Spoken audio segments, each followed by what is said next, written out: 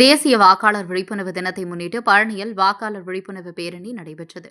நாடு முழுவதும் ஜனவரி 25ஆம் தேதி தேசிய வாக்காளர் தினமாக கடைபிடிக்கப்பட்டு வருகிறது.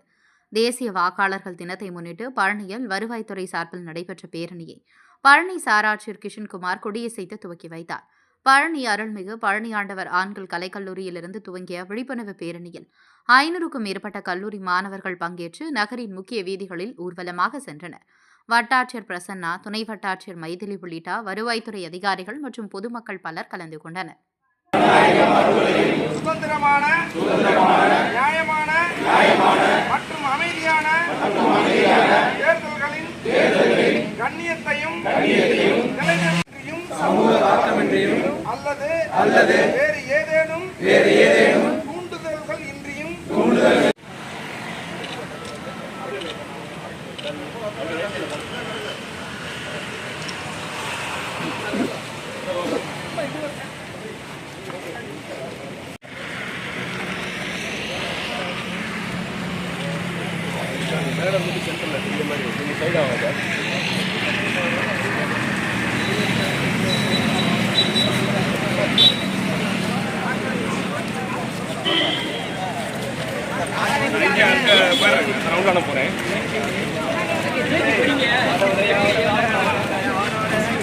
நான் வந்துடுவேன் இங்கே, அவ்வளோதான். அதுக்கப்புறம் நீங்கள் வச்சுக்கிறது உங்களோட இது.